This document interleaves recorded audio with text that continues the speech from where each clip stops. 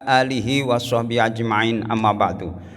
Hadirin wal hadirat rahimakumullah, jamaah salat subuh Masjid Al-Iqbal yang dirahmati oleh Allah. Tidak henti-hentinya selalu kita panjatkan puji syukur kehadirat Allah Subhanahu wa taala dengan ucapan alhamdulillah wa syukrulillah, karena karunia dan rahmatnya sehingga kita pagi hari ini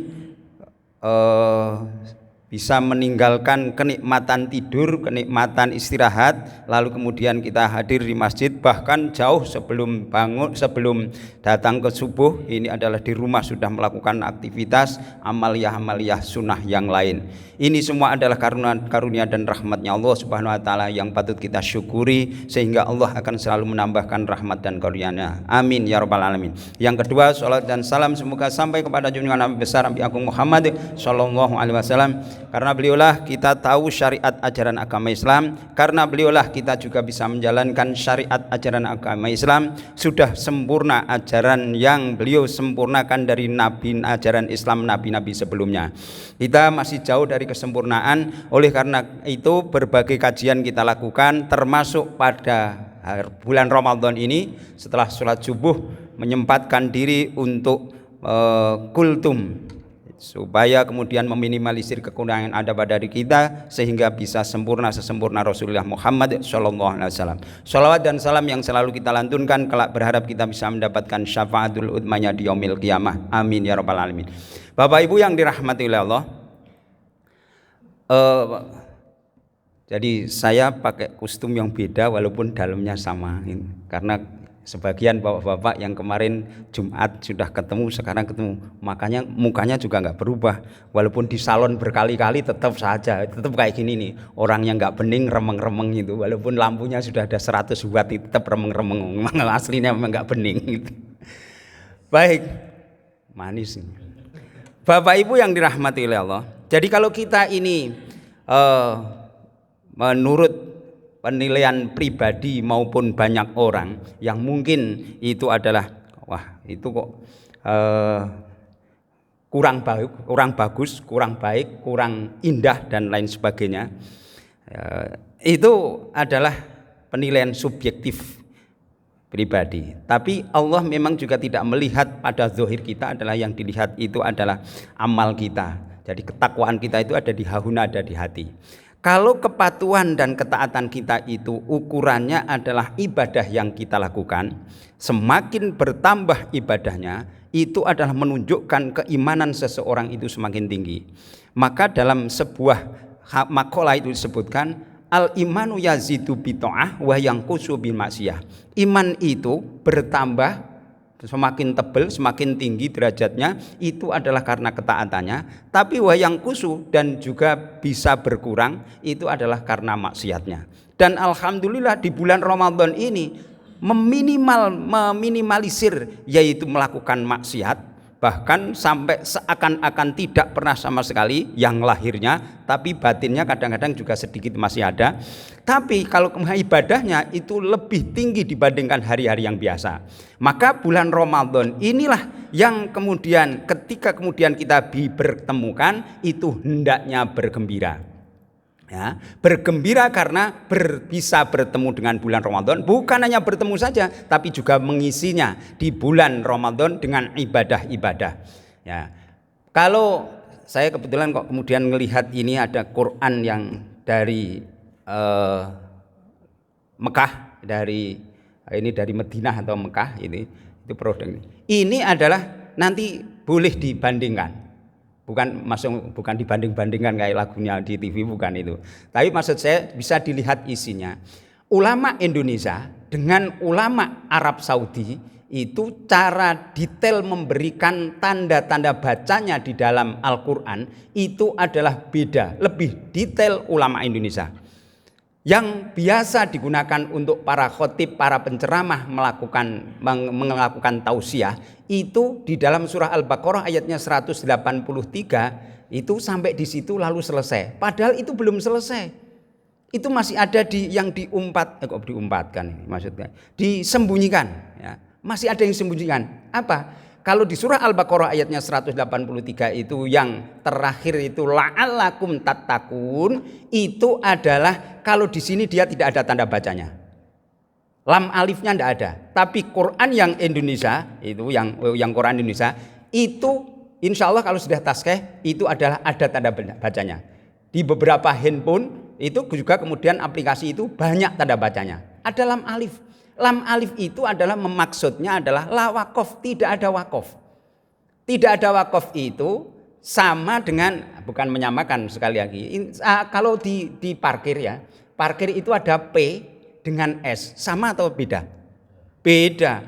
P itu berarti parkir, S berarti stop. P coret dilarang parkir, S coret dilarang stop.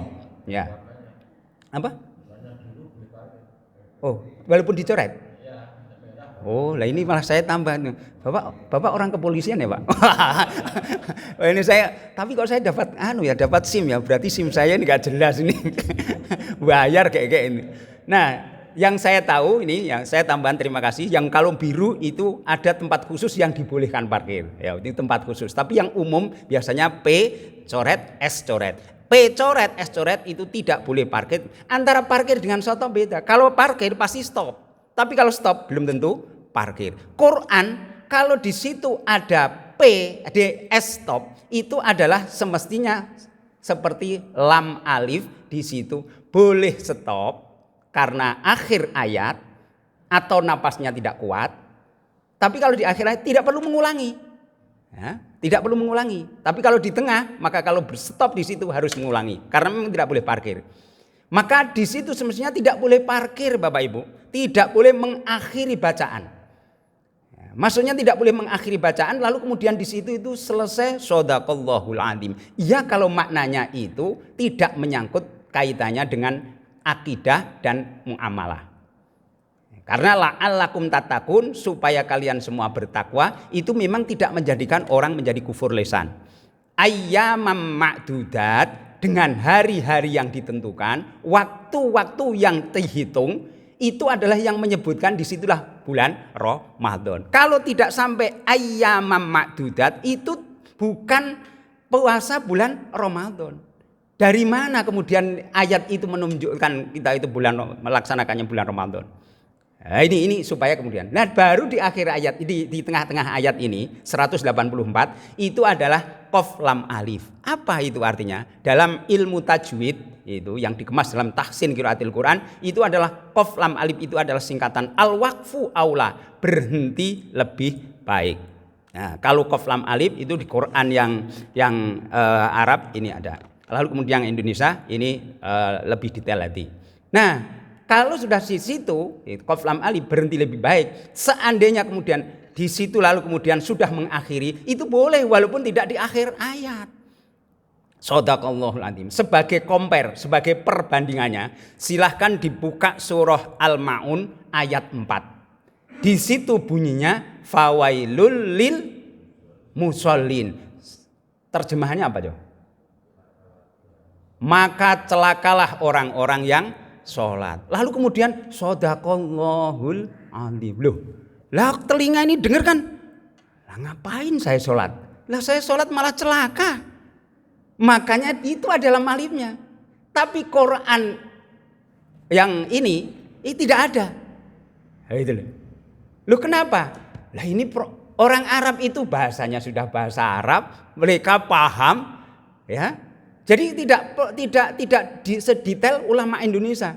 Kapan berhenti, kapan terus, kapan boleh berhenti, kapan boleh terus, kapan lebih baik berhenti, dan kapan terus, maka dan mana wajib berhenti. Itu ada semua. Bapak Ibu yang dirahmati oleh Allah, maka dengan adanya kita melakukan membaca Al-Quran dengan ulama yang produk Indonesia, itu harusnya betul-betul terima kasih. Karena kalau kita tidak diberi tanda rambu-rambu seperti itu, maka kita itu juga akan akan bandang dan kemudian tidak memperhatikan kapan berhenti, kapan terus, kapan boleh berhenti dan kapan terus itu. Nah, dengan adanya itu, janganlah kemudian kita itu mempelajari mempelajari Al-Quran itu jangan hanya terjemahannya saja. Ya, boleh, tapi ya sekilas infonya, tapi harus disempurnakan. Disempurnakan apa? Lewat tafsir. Tafsir itu banyak sekali. Ya, ratusan. Sehingga dengan adanya tafsir itu menjadi penjelas. Makanya kalau di tafsir Jalalain maupun di tafsir Ibnu Katsir, lihat, silakan nanti selesainya pasti di ayyamam ma'dudat. Bukan la'alakum tatakun lalu kemudian itu dikupas, bukan. Ya, bukan itu. Jadi disitulah lalu kemudian sebagai tanda sempurnanya sebuah kalimat, itu sebuah kalimat ini. Dan di situ lalu kemudian perintah menjalankan ibadah puasa di bulan Ramadan. Bapak Ibu yang dirahmati Allah, ketika ayat ini turun pada tanggal 10 Sya'ban, jadi sebelum puasa, itu adalah bulan Ramadan, itu Allah memberitahu kepada Rasulullah. Kalau tidak salah di tahun 2 Hijriah atau 3 Hijriah. Nah, pada turun ayat ini lalu kemudian Rasulullah memberikan kabar gembira. Kabar gembiranya karena ini datang bulan Ramadan, bulan yang di situ adalah bulan yang penuh berkah. Dari riwayat hadis dari Abu Hurairah radhiyallahu an bahwa qala Rasulullah sallallahu alaihi wasallam, qad ja'akum, telah datangkum kepadamu wahai para sahabat. Kalau di dalam riwayat hadis ini dijelaskan yubasyiru ashabahum. Jadi Rasulullah memberikan kabar gembira kepada para sahabatnya. Apa kabar gembira? Qad ja'akum, telah datang kepada kalian. Apa? Syahrul Ramadan, datang bulan Ramadan. Syahrul Mubarakun adalah bulan Ramadan, bulan yang penuh dengan keberkahan. Nah, dari hadis inilah lalu kemudian beliau melanjutkan, iqtaradallahu alaikum siyamahu. Iqtarada, mewajibkan Allah alaikum kepada kalian wahai para sahabat, siyamahu, puasa di bulan Ramadan. Ya.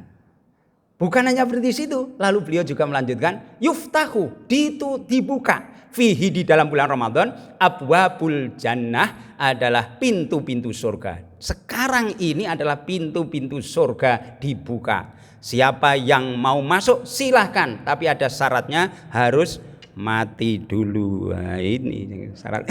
Nah, kalau belum mati belum bisa, harus mati dulu. Itu. Lalu kemudian beliau melanjutkan, yughlaku, dan ditutup fihi, di bulan Ramadan, abwabul jahim, adalah pintu-pintu neraka. Sekarang ditutup, mau masuk lewat manapun tidak bisa. Itulah. Wa yughallu, dan dibelenggu fihi, di dalam bulan Ramadan, apa? Asyayatinu, adalah syaitan-syaitan. Syaitan-syaitan dibelenggu. Fihi, beliau juga masih melanjutkan, fihi, di dalam bulan Ramadan ini, apa ada? Lailatul khairin, ada satu malam yang lebih baik. Min alfi syahrin, dibandingkan dengan 1000 bulan. Man, siapa saja, hurima, yang dihalangi, khairaha, melakukan kebaikannya, faqad hurima, maka sungguh terhalang atau dihalangi kebaikannya itu.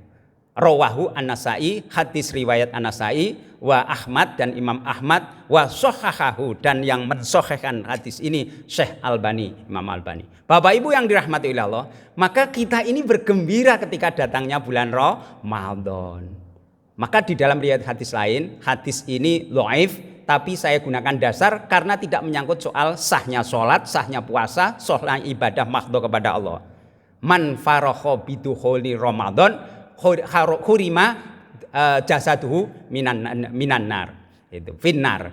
Jadi orang siapa saja yang yang bergembira ketika datangnya bulan Ramadan, maka jasadnya diharamkan masuk neraka. Loh, saya sampaikan kalau hadis ini adalah hadis yang dhaif. Ini saya tidak ada dusta di antara kita, ya. Bapak Ibu yang dirahmati oleh Allah. Nah, ketika kemudian kenapa kita harus bergembira? Yaitu tadi, karena bertemu dengan bulan Ramadan, masih melaksanakan amal-amal baik, ini semua adalah karena karunia dan rahmatnya Allah. Maka ada benarnya ketika kemudian Abu Hurairah kemudian beliau bersabda bahwa awaluhu, di awal bulan Ramadan itu adalah rahmatun, itu adalah rahmatnya Allah. Wa ausatuhu, dan di tengahnya itu adalah maghfirah, itu ampunan Allah. Ini sekarang 10 hari yang pertama, ini adalah rahmatnya Allah. Wa ausatu, dan tengahnya di 10 hari yang kedua itu adalah merupakan maghfirah, ampunan dari Allah Subhanahu wa taala. Wa akhiruhu, dan 10 hari yang terakhir itu adalah idku minan nar.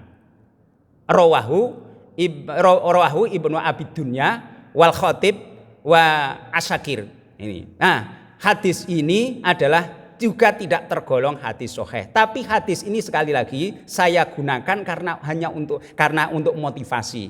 Wong seorang motivator terkenal saja yang di TV dulu itu saja suaranya, omongannya diikuti oleh jutaan umat manusia. Padahal Nabi juga bukan, wali saja saya nggak tahu anaknya berapa. Itu wali murid maksudnya, saya nggak tahu itu saja usulan, apalagi ini hadis. Hanya salah satu perawinya yang disinyalir pernah melakukan kebohongan lalu dikonotasikan di derajatnya hadis ini lalu menjadi turun tidak menjadi hadis sahih. Bapak Ibu yang dirahmati Allah, maka dengan kita bergembira, nah ini saya tanya Bapak Ibu ini seneng atau senep? Seneng atau senep Pak? Wah seneng. Nah, kalau seneng berarti nanti kok ceramah saya sampai jam 7:04 nanti. Saya akan buktikan kalau benar-benar seneng. Wah, auras itu seneng lah. Biasanya kayak gitu. Melakukan hal-hal yang baik itu tidak menyenangkan. Jujur saja. Iya. Jadi saya nggak usah ditelepon, nggak usah di SMS, Ustadz suratnya jangan panjang-panjang. Ada ya itu. Bener, Ustadz. Kalau ngimami suratnya jangan panjang-panjang. Loh saya jangan-jangan malah lebih seneng yang pendek-pendek itu. Haraman itu. Iya jangan panjang-panjang. Tapi beda tempat, beda lain kesempatan, lain sikap. Di Masjid Royal Ambarukmo itu Al-Hikmah itu selalu bukan marbotnya. Ketua takmirnya bilang, Pak Ustadz, khutbahnya yang lama. Lalu kemudian sholatnya yang lama. Waduh, ini sampai jam 2 batin ngono. Nah, saya tanya, loh, kenapa kok beda dengan masjid yang lain? Iya, ini karyawan jam 12 tepat itu baru pada istirahat. Nah, ketika istirahat, kalau tidak puasa ya, kalau kalau istirahat itu adalah mereka selama jam 7 pagi, jam 8 pagi sampai jam 12 itu tidak ngerokok. Tidak istirahat, begitu keluar tidak segera ambil wudhu, tidak sholat, tidak segera datang ke masjid atau ke tempat sholat, tapi adalah ngerokok dulu, santai-santai dulu, sehingga kemudian oh ya sudah saya bisa memaklumi. Makanya beberapa tempat itu sana sudah azan, sudah beberapa saat, bahkan ada sebagian yang sudah qomat itu Royal Ambarukmo belum mulai. Pernah ada tamu dari luar kota pas sebelah saya bilang, ini kok belum mulai Pak Ustadz? Iya, ini nanti nunggu jam 12. Wah, saya terlalu lama. Ya kalau Bapak mau yang lebih cepat, itu depan itu ada masjid, itu Al-Iman namanya. Silahkan datang ke sana. Oh ya, mohon maaf saya Kang ini mau alasannya.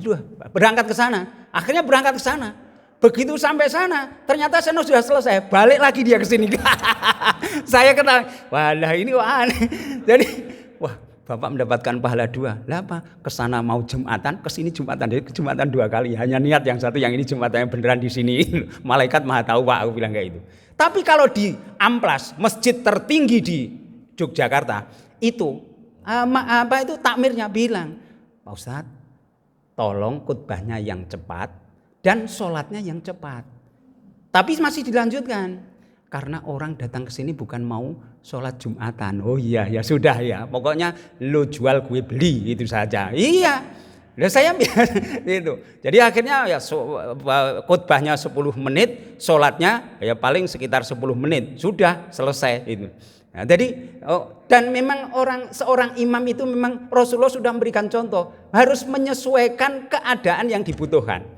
Itu. Makanya biasanya kalau di sini saya akan noleh dulu siapa yang SMS saya ya, maka sholatnya saya pendek-pendek. Tapi begitu orangnya tidak ada, akhirnya kemudian saya panjangkan lagi. Ya karena kesempatannya hanya itu gitu loh.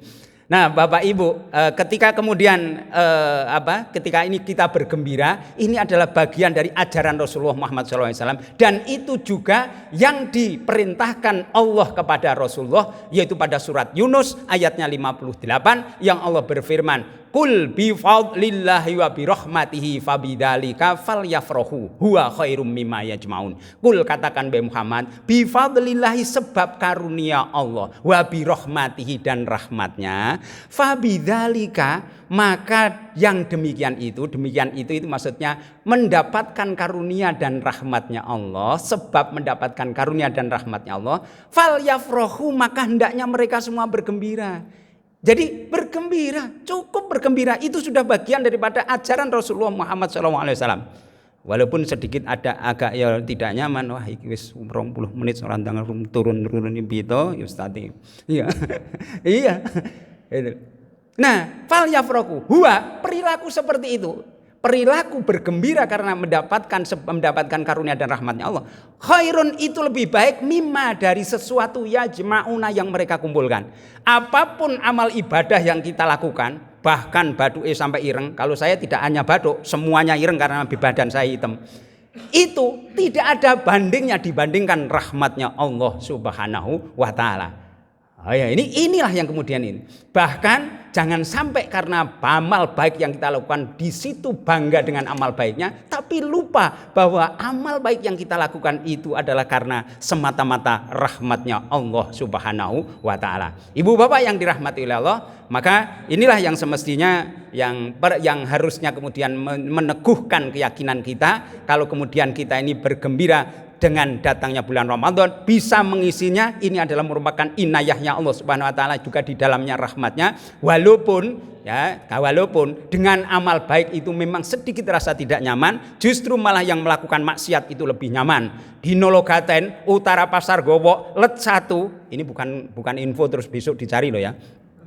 Di situ itu jam 11 malam itu baru buka. Seorang bapak yang ribut dengan anaknya, ribut dengan istrinya. Sedihnya luar biasa, marah. Tapi begitu masuk ruangan itu, wah mesem, wah klesam itu, belas orang sedih, happy sampai jam 3:30 dini hari.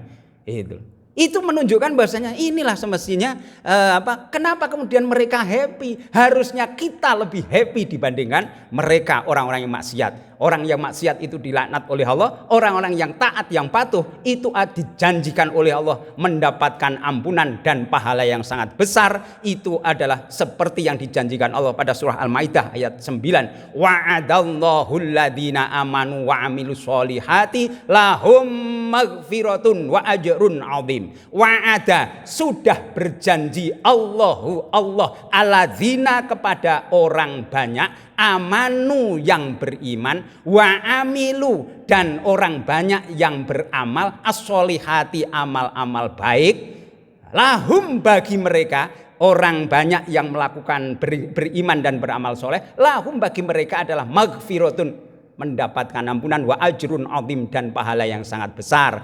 Harusnya kita lebih happy dibandingkan orang-orang yang maksiat kepada Allah, yang mereka malah lebih happy. Maka benar kata Nabi, an-nar mahfufatun bil karohat, an-nar mahfufatun bisyahwat. Neraka itu dikelilingi dengan hal-hal yang mengasyikkan, yang mengenakan. Al-jannatu, surga itu mahfufatun bil karohat, dikelilingi dengan hal-hal yang tidak mengenakan, tidak mengasihkan, tidak happy. Maka kalau kemudian kita melakukan amal ibadah rasana sedikit agak terpaksa, tidak apa-apa. Lebih baik dipaksa masuk surga daripada rela masuk neraka. Naudzubillah min dzalik. Wallahu muwaffiq ila aqwamit thoriq. Akhiru kalam. Assalamualaikum warahmatullahi wabarakatuh.